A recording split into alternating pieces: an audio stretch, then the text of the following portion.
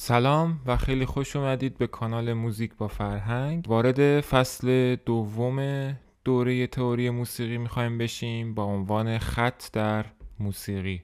ما توی این فصل میخوایم یاد بگیریم که چجوری میتونیم قطعات موسیقی رو روی کاغذ بیاریم و چجوری میتونیم اونا رو بنویسیم. این فصل رو میخوایم با این سوال شروع بکنیم که چرا اصلا باید بتونیم که موسیقی رو بنویسیم. من چند دلیلی که به ذهنم اومده رو نوشتم و اینجا با هم دیگه مرور میکنیم. با نوشتن موسیقی یک آهنگ، یک قطعه حفظ میشه و برای آیندگان میمونه. اون چه که ما امروز از موسیقی کلاسیک داریم و میشنویم ضبط شده ای ازش وجود نداشته، صرفاً موسیقی بوده که روی کاغذ بوده و ما از طریق اونها فقط میتونیم اونها رو داشته باشیم و اونها رو الان داریم و اجرا میکنیم. با نوشتن موسیقی امکان اجرا در ارکسترهای بزرگ برای چندین نوازنده یا خواننده امکان پذیر میشه. یعنی ما اگر بتونیم موسیقی رو روی کاغذ بیاریم میتونیم با نوازنده هامون، با خواننده هامون ارتباط برقرار کنیم و از اونا بخوایم که موسیقی رو برای ما اجرا کنن. کاربرد دیگهش در آموزشه. ما میتونیم با نوشتن موسیقی رو به بقیه افراد آموزش بدیم، اینکه چطور بتونن یه ساز بزنن یا یک قطعه آوازی رو بخونن با نوشتن موسیقی و با نوتی که امکان پذیر میشه. و یه نکته که خیلی مهمه اینه که یک آهنگ در ابتدا در ذهن یک آهنگ سازه، یعنی یک مفهوم انتزاعی که هیچی ازش وجود نداره و شما با نوشتن موسیقی اون رو بالفعل میکنید. میتونید یه چیزی که وجود نداره رو روی کاغذ بیارید. ممکنه یه قطعه موسیقی 5 تا 10 تا یا حتی خیلی بیشتر نیاز به ساز داشته باشه، نیاز به سازهای مختلف داشته باشه. با نوشتن موسیقی بدون اینکه کسی اونو اجرا بکنه شما چیزی که تو ذهنتون بوده رو روی کاغذ آوردید و اون رو بالفعل کردید. و در نوشتن فقط این ملودی و ریتم آهنگ نیست که روی کاغذ میاد. شما میتونید حالتهای اجرا، اینکه یک قطعه آروم زده بشه، پرقدرت زده بشه، بخشی از اون از آروم به قوی یا از قوی به ضعیف حرکت بکنه، حالات نواختنش چطور باشه، چه زینت‌ها و چه تکنیک‌هایی در نوازندگی استفاده بشه، بخشی از یک آهنگ قرار کجا چقدر تکرار بشه. اینها همه رو شما میتونید براش یک علامتی داشته باشید و اون رو روی کاغذ بیارید و بنویسید. حتی نحوه انگشت گذاری برای سازهای مختلف که در آموزش خیلی میتونه کاربرد داشته باشه هم قابل نوشتن هست و همه رو میتونیم ما بنویسیم و روی کاغذ بیاریم. اما برای این نوشتن ما از خطوط حامل استفاده میکنیم که همه ما این خطوط رو دیدیم. 5 خط موازی هستش که 11 محل نوشتن برای ما ایجاد میکنه. روی خطوط 5 تا روی خطوط، 4 تا بین خطوط و 2 تا هم، یکی بالای خط پنجم و یکی هم زیر خط اول. در واقع ما 11 محل نوشتن در خطوط حامل داریم. و نوت هایی که برای نوشتن موسیقی استفاده میشه 7 است که همه ما اینها رو میشناسیم. نوت دو، ر، می، فا، سل، لا، سی. خب ما 2 شکل میتونیم نوت ها رو نشون بدیم یا اونها رو نامگذاری بکنیم. یک شکل الفبایی هست و یک شکل هم به این صورت که براشون یه اسمی در واقع انتخاب شده. این منشأش کشور فرانسه است که تو ایران هم از این شکل داره استفاده میشه، ولی ما نوت ها رو دو، ر، می، فا، سل، لا، سی میگیم. و این شکل الفبایی در کشورهای آمریکا، انگلیس، آلمان و اتریش از این روش الفبایی استفاده میشه. منطقش هم اینه که از نوت لا که در یونان باستان اولین نوت بوده در سازها، حرف A براش در نظر گرفته شده و به ترتیب به روش الفبایی نامگذاری شده. یعنی از لا اگه شروع بکنیم، لا، سی، دو، ر، می، فا، سل میشه A, B, C, D, E, F, G. چیزی که ما توی ایران استفاده میکنیم همین شکل دو، ر، می، فا، سل، لا، سیه، ولی خب باید بتونیم اینها رو هم یاد بگیریم چون خیلی کاربرد داره، مخصوصا تو نامگذاری آکوردها که بعدها خواهیم خوند. و کاری هم نداره، اینا رو راحت میتونیم حفظ بکنیم و ازشون استفاده بکنیم. این نوت ها وقتی میخوان روی خطوط حامل قرار بگیرن، حالا همون 11 محلی که راجبش صحبت کردیم، به این صورت هست: روی خط اول نوت میه، البته خب بستگی به این علامتی که اینجا، علامت معروفی که اینجا هست داره که جلوتر براتون توضیح میدم. فعلا اینجوری در نظر بگیرید که روی خط اول میه، بین خط اول و دوم فا، روی خط دوم سول، ببینید به ترتیب من دارم میرم بالا، بین دوم و سوم لا، روی خط سوم سی الی آخر و روی خط پنجم اف. حالا من اگر بیام یه دونه اینجا نوت بنویسم، میشه نوت بعد از فا. کجا قرار میگیره؟ بالای خط پنجم، میشه نوت سول. اگه بخوام روی زیر خط اول یه نوت بنویسم، میشه نوت قبل از می. نوت قبل از می چیه؟ ر. پس زیر خط اول میشه نوت ر. حالا یه سری روش ها هم برای حفظ کردنش هست که شاید اوایل بتونه یکم کمک بکنه، ولی خب بهترین روش برای حفظ کردنشون تمرین زیاده که جلوتر میگم چجوری تمرین بکنید.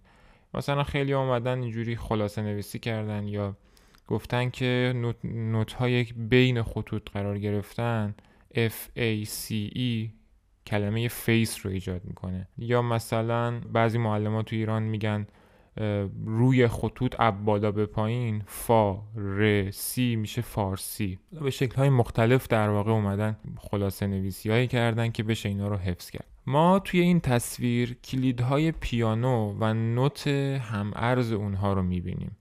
ببینید این 11 تا 11 تا نوتی که اینجا هست، هم ارزش روی پیانو کدوم کلید میشه. مثلا این نوت لا میشه این کلید روی پیانو، ولی خب همونطور که مشخصه این بخش کوچکی از پیانوه و پیانو در واقع 7 اکتاو و 88 تا کلید داره. ما 88 تا کلید رو نمیتونیم روی این نوت‌های حامل، خطوط حامل نشون بدیم.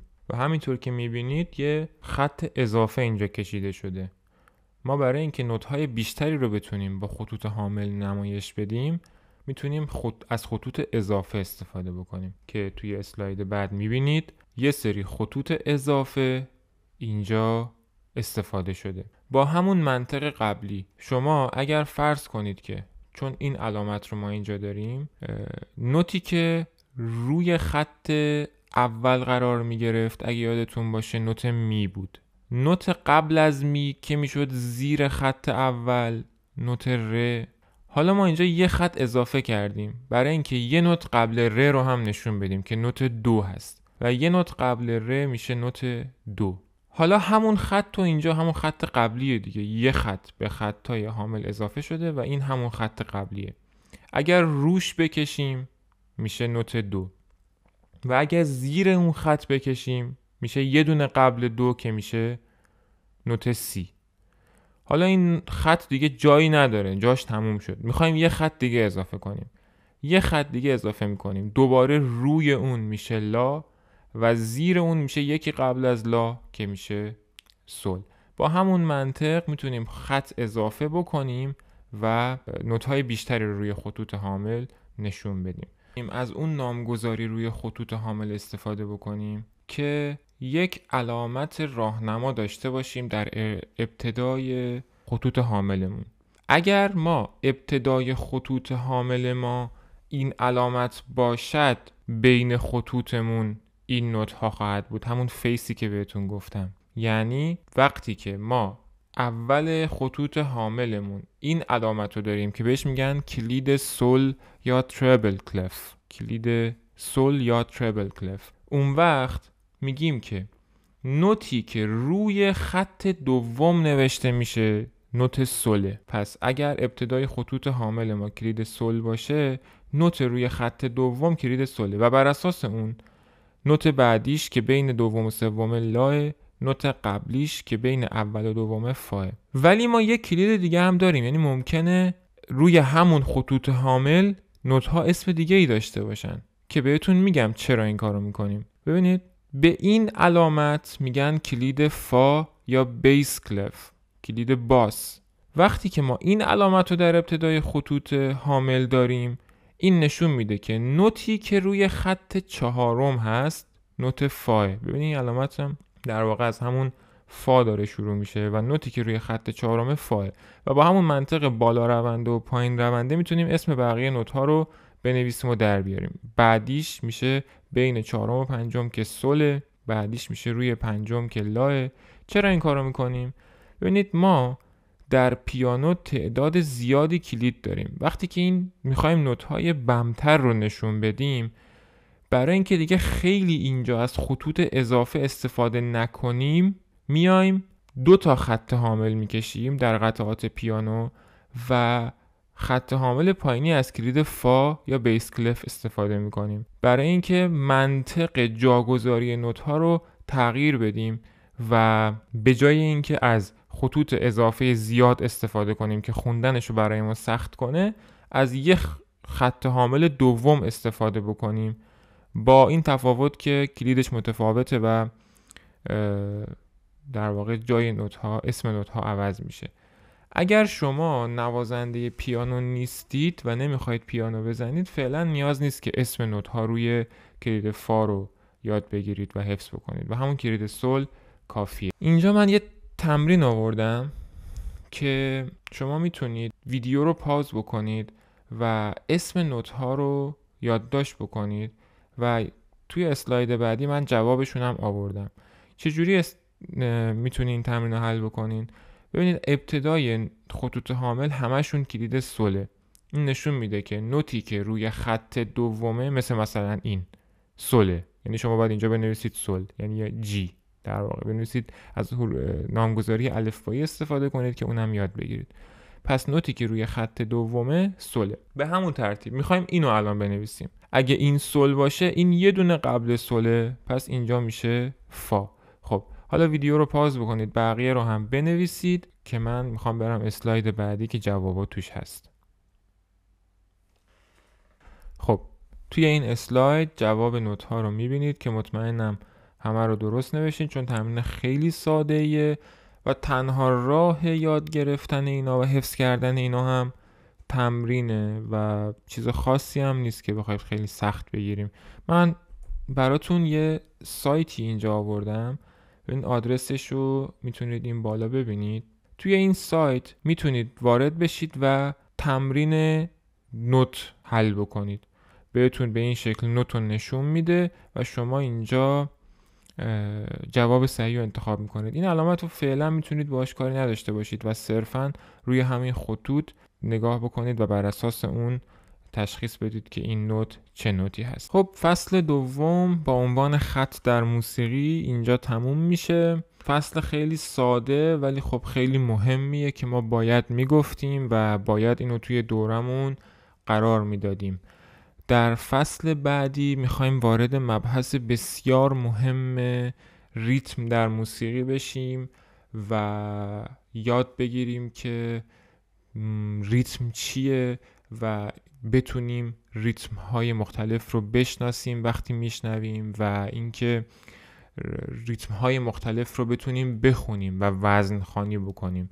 شما با دیدن فصل بعد که یک فصل خیلی کامله، ریتمتون قوی میشه و درکتون از ریتم میره بالا و میتونید ریتم رو خودتون بخونید. ازتون میخوام که کانال ما رو سابسکرایب کنید و از ویدیوها غافل نشید و خواهش میکنم که ویدیوها رو لایک بکنید که به دیده شدن اونها کمک میکنه و امیدوارم که از مطالب این دوره استفاده بکنید و براتون مفید باشه. تا بعد، خداحافظ.